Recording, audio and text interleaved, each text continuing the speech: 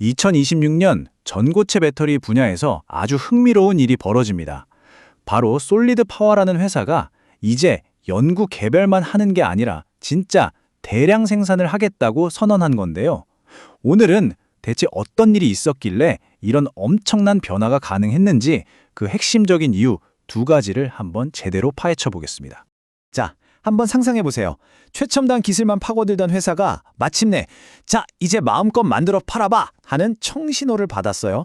과연 어떤 모습일까요? 오늘 우리가 살펴볼 솔리드 파워의 이야기가 바로 그 질문에 대한 아주 생생한 답이 될 겁니다. 그러니까 2026년 초에 솔리드 파워의 방향을 완전히 바꾸러 온 두 가지 큰 사건이 터진 겁니다. 하나는 엄청난 민간 자금을 끌어온 거고요. 또 다른 하나는 바로 미국 정부와의 파트너십을 훨씬 더 끈끈하게 만든 거죠. 이 두 개의 강력한 엔진이 솔리드 파워라는 차를 어떻게 생산이라는 고속도로로 힘차게 밀어 올렸는지 지금부터 하나씩 뜯어보겠습니다. 자, 그럼 첫 번째 엔진부터 살펴볼까요? 바로 미국 에너지부, 그러니까 DOE와의 관계가 어떻게 업그레이드 됐는지 한번 자세히 들여다보죠.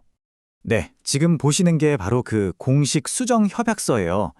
이게 그냥 우리 이렇게 할 겁니다 하는 발표가 아니라 법적인 효력이 있는 진짜 문서라는 거죠. 이 한 장의 서류가 솔리드 파워의 계획이 더 이상 꿈이 아니라는 걸 딱 증명해 주는 겁니다. 이 프로젝트 돈이 어떻게 모였는지 보면 그 성격이 아주 명확하게 드러납니다. 총 비용이 1억 1천만 달러인데 이걸 정부랑 회사가 거의 반반씩 부담하는 구조예요. 이건 뭐냐면 그냥 정부가 돈만 툭 던져주는 지원이 아니라는 뜻이죠.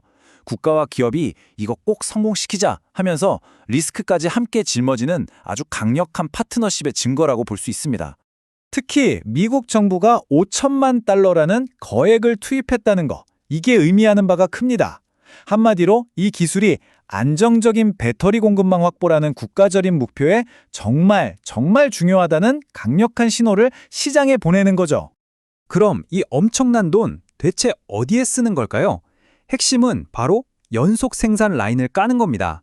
이게 뭐냐면 비유하자면 예전에는 주방에서 찌개를 한 솥 끓이고 다 되면 또 한 솥 끓이는 배치식이었다면 이제는 멈추지 않는 컨베이어 벨트 위에서 계속해서 제품이 쏟아져 나오는 공장을 짓는 것과 같아요. 이게 바로 진짜 대량 생산으로 가는 결정적인 한 걸음인 셈이죠. 그런데 말이죠. 이 파트너십을 얻은 게 돈이 전부가 아니었습니다. 어쩌면 돈보다 더 중요할 수도 있는 것, 바로 시간을 벌어준 거죠. 원래 프로젝트 마감일이 2025년 말이었는데 이걸 2026년 말까지로 1년을 쭉 늘려줬어요. 아시겠지만 이런 첨단 기술 개발에서 1년이라는 시간은 정말 엄청난 자산이거든요. 마감에 쫓겨서 허둥지둥하는 대신에 정부 지원을 든든하게 받으면서 생산 공정을 완벽하게 다듬을 수 있는 아주 귀한 숨쉴 틈을 확보한 겁니다. 정말 영리한 움직임이었죠. 자, 이렇게 정부라는 든든한 지원군을 확보했고요. 이제 두 번째 엔진을 살펴볼 차례입니다. 여기에 더해서 민간 자본이라는 강력한 연료를 어떻게 가득 채웠는지 한번 보시죠. 바로 2026년 1월이었어요. 솔리드 파워가 시장에서 무려 1억 2,220만 달러를 새로 유치하는 데 성공합니다. 우리 돈으로 환산하면 이게 거의 1,600억 원이 넘는 어마어마한 돈이에요. 근데 중요한 건 이 돈이 그냥 회사를 유지하기 위한 생존 자금이 아니었다는 거예요.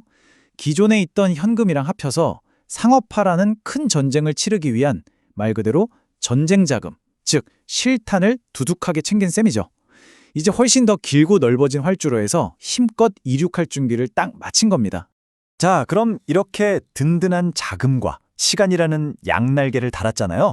이걸 바탕으로 솔리드 파워의 생산 계획이 얼마나 더 구체적이고 또 야심차게 바뀌었는지 한번 볼까요? 이 표를 보시면 그 차이가 한눈에 들어옵니다. 이전 계획은 뭐랄까 우리 기술 이 정도 됩니다 하고 보여주는 수준, 그러니까 연간 30톤 정도의 테스트 생산에 가까웠어요. 그런데 바뀐 계획을 보세요.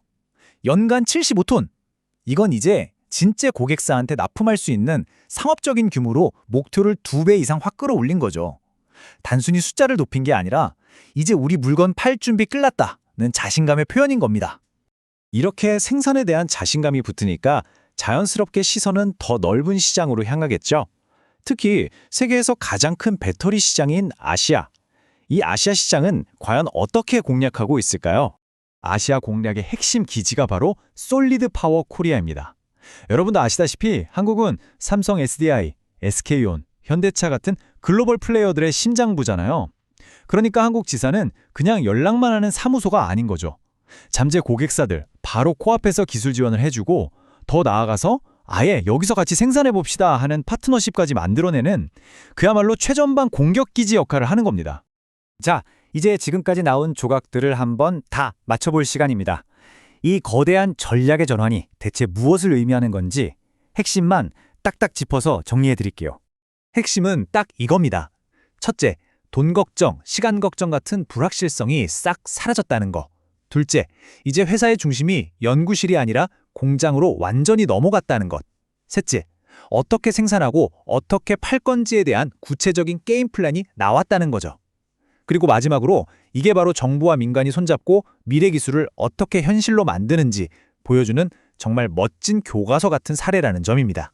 정부 지원이라는 든든한 방패에 막대한 자금이라는 날카로운 창까지 이 모든 걸 손에 쥔 솔리드 파워. 과연 이 치열한 전고체 배터리 전쟁에서 최종 승자가 될 수 있을까요?